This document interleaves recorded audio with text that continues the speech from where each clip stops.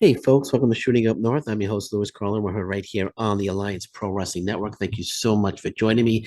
If you're watching for the first time, please consider hitting that subscribe button. If you want to follow me on social media, I'm on Twitter at Shooting Up North, Instagram at Alliance PW Network, and feel free to join our Facebook group, the Alliance Pro Wrestling Network. And if you are enjoying the content here on the Alliance Pro Wrestling Network YouTube channel, and you're looking to support the channel in a very inexpensive way, please consider leaving a super thanks comment or purchasing a super thanks comment, I should say.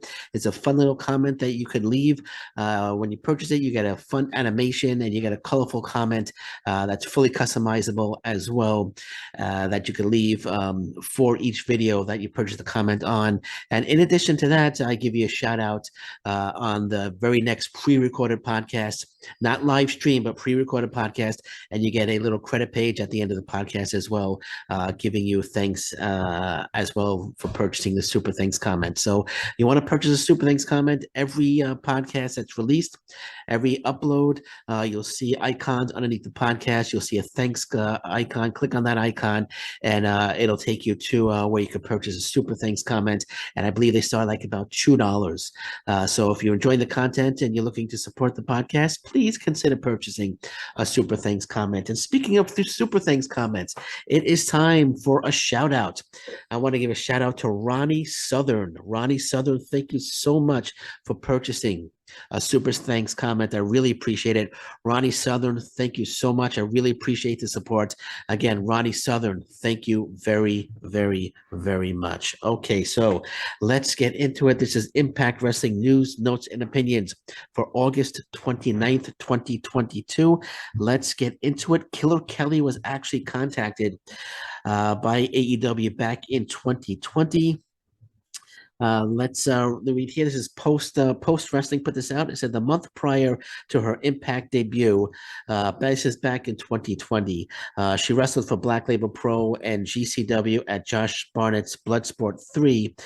Kelly told Pro Wrestling Illustrated that during that period when she was not signed to Impact, again, this is back to 2020, when she first signed a contract with Impact Wrestling before COVID hit and then all the visa issues came about. She said she had some contact. Okay, sorry. She had some contact with All Elite Wrestling, but a visa issue prevented the two parties from further engaging. And this is a quote from Killer Kelly here. She says, when I was in the States here for the first time during the pandemic, I didn't even look to wrestle. But Josh Barnett contacted me again. He said, well, since you couldn't do the blood sport because of the pandemic, we're going to do it again. Please be a part of it. I was like, of course, F yeah. I was looking forward to it. And then I wrestled for Black Label Pro, and still I wasn't looking for anything. Then I had some contact with AEW, but I didn't have a visa, so I couldn't do anything. But then Impact contacted me, and they said, you could come here for us to see you and whatnot. And I was like, F, that's cool. Okay, I'm not doing anything right now. So I'll go. Then I had those two matches. And one thing that no one knows and one thing that no one knows that it's going to be exclusive. So it was going to be exclusive matches for Impact. I got over the contract right there and then. So it was literally two matches, contract all in the same day. This was back in 2020. So she had two matches. Impact offered her the contract, and she signed the contract right there on the same day. And again, AEW did contact her, but she didn't have a visa. So thankfully, she didn't have a visa, right?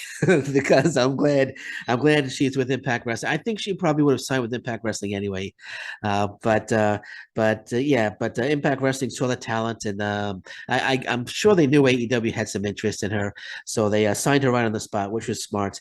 And then, of course, you know, the COVID hit and she wasn't able to come to the U.S. and maybe the visa had something to do with it as well. And then she said back in 2021 also she took time away from wrestling because she had her septum was completely broken, so she had to repair that. Since she wanted to have surgery, but that specific surgery cost $100,000, and she decided to go the route of a balloon sinuplasty. So she didn't actually get the surgery. Hopefully, she could breathe 30 to 40% better now. So that was another reason why we didn't see her in 2020. So it's the whole COVID thing. But now she's back. She signed of course, she re-signed with Impact Wrestling. I think for another 2 3 years. So she will be with Impact Wrestling for a long time. But it's interesting to see that AEW had interest, and like I said, Impact Wrestling probably they probably saw that and they just jumped in there and said, "We want you." Right? We want Jen. She signed with Impact Wrestling. Again, I think she would have signed with Impact Wrestling anyway. So thank you, Killer Kelly, for signing with Impact Wrestling. Okay, because she's got a great future ahead of her in Impact Wrestling. I see nothing but great things for her in Impact Wrestling. Okay, so PW Torch put something out here, which is quite interesting. I don't know, maybe I'm reading into it too much. But PW Torch, I believe it's a Wade Keller, so it's a legitimate website. They were talking about Shane Taylor debuting at the last set of tapings and losing to Crazy Steve, which I thought was an absolute travesty. But I'll talk about more on that in a second. It said here though there is no indication as to how long Taylor is signed with Impact Wrestling and when his next appearance for the promotion will be. So maybe they know something. Maybe they know something that nobody else knows. PW Torch it says there's no indication of how long Taylor is signed for with Impact Wrestling and when his next appearance for the promotion will be. So they're kind of indicating that he's signed with Impact Wrestling, and that there is going to be a next appearance, but they're not sure when it's going to be. So here's what I'm thinking. Here's what I'm thinking. Again, this is Wade Keller, PW. I believe he's Wade Keller is Wade Keller PW Torch? I believe Wade Keller is PW Torch. Give me 1 second. I just want to make sure I got Wade Keller. I want to make sure I got Oh no. Oh yeah, he is Pro Wrestling Torch. Okay, so he is PW Torch.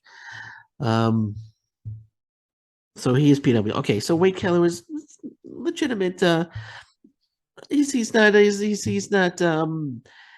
a garbage dirt sheet garbage website writer looking to get clicks. He's legitimate. So let me see here. Yeah, so indicating that they're not long how we so question is, has Shane Taylor signed with Impact Wrestling? Was this just a tryout match? Again, if this was a tryout match and they signed Shane Taylor to a long term deal, I'd be okay with that. If only because they're signing him to a long term deal. Not happy about the way that they brought him in. But again, if it's a tryout match, and they just sign him to a long term deal, I'll be okay with it. I'll be okay with it. I don't think he should have come in and he should have lost Crazy Steve right off the bat. But I know some of you out there, some of the subscribers, were saying that it's just a tryout match and I should relax. Well, they didn't say I should relax, but they insinuated that I should relax. So I'm going to relax a little bit. I'm going to relax a little bit. Although I still don't think he should have lost Crazy Steve. But if they did sign him and another appearance is coming, and then they start pushing Shane Taylor, I'll be cool with it. I'll be cool with it, 100%. I'll be cool with it 100%. So I don't know if Wade Keller and PW Torch know something, but again, I'm just gonna read what they said. It says there's no indication as to how long Taylor is signed with Impact Wrestling and what his next appearance for the promotion will be. Again, I could be reading into this too much. Maybe he hasn't even signed with Impact Wrestling. Maybe there won't be another appearance, but that I'm just gonna go by what this, but by what PW Torch here is indicating. So if he is signed, I hope it's not like to a 3 or 4 month deal, or if it is, just a tryout contract and bring him in, push him, have him feud with a couple of top stars. I mean, he would be fantastic. Shane Taylor would be absolutely amazing in Impact Wrestling, and it would be very wise for Impact Wrestling to lock him up to a long term deal. I know he was just interviewed by Joe for Win the Ring. He was just on their podcast and he was indicating, I don't have it in front of me, but he was talking about how the waiting game and the politics on trying to get signed by a major promotion. Impact Wrestling should just sign Shane Taylor to a long term deal and give him a major push. 100%. 100%. They should give him a major push. So hopefully, PW Torch has revealed something that nobody else knows. Maybe it's an inside secret, but then again, it could just be me looking into it a little too much. But we'll find out, I'm sure, soon enough, right? We'll find out soon enough. Um, Something very interesting I read about today as well. Flip Gordon, it says former Ring of Honor star Flip Gordon is now available for wrestling and photo op appearances, but he's available for wrestling appearances. So Flip Gordon is a free agent. Flip Gordon is a free agent. Obviously, if he was going to get signed by Ring of Honor or AEW, he would have been signed by AEW or Ring of Honor by now. He would be another one that would be a great fit for Impact Wrestling. He would be terrific in the X division. Flip Gordon against Speedball Mike Bailey would be an outstanding match for the Impact Wrestling X Division Championship. So Impact Wrestling should really consider signing Flip Gordon, who is now officially available for wrestling appearances through his manager, Bill Behrens, it says here. Says Gordon is based in Hartford, Connecticut. So Impact Wrestling, Flip Gordon, free agent. He's available for wrestling appearances now. I would bring him in. I would look to sign Flip Gordon because I think if AEW Ring of Honor were going to sign him, they would have signed him. They would have signed him already. So Impact Wrestling, like you did with Killer Kelly, I would jump on Flip Gordon immediately and sign him to a long-term deal. I would definitely sign him to a long-term deal. He's an amazing talent, Flip Gordon, and I think he would be an absolutely incredible addition to the Impact Wrestling roster. So something to consider, Impact Wrestling in Flip Gordon. And last but not least, we have the Impact Wrestling Motor City Machine Guns will be competing at AEW All Out as a teaming with Jay Lethal, and they are going to be losing to Wardlow and FTR. So my thing here is, what's the trade-off? Is there going to be a trade-off? Are we going to get something in return? We're letting you use the Motor City Machine Guns at All Out. Impact Wrestling is giving permission for you to use the Motor City Machine Guns, the Motor City Machine Gun name at All Out. Are we going to? Well, I don't know if they own the Motor City Machine Guns name because they were using that name, I think, in Ring of Honor as well. But anyway, nonetheless, two Impact Wrestling stars competing at All Out. Are we going to get something back in return? Are you going to send some AEW stars over to Impact Wrestling that we can use at Bound for Glory? So here's what I'm thinking. Here's what I'm thinking. It's a good chance of happening.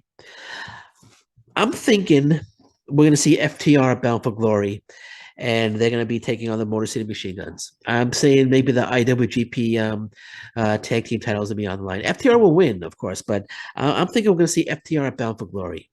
I'm going to make a bold prediction right now that the trade-off is going to be we're going to see FTR at Bound for Glory defending the IWGP Tag Team Championship or the AAA. I think there's still the Lucha Libre AAA tag team titles against the Motor City Machine Guns. I know that's a match that they wanted. I know that's one of their bucket list matches.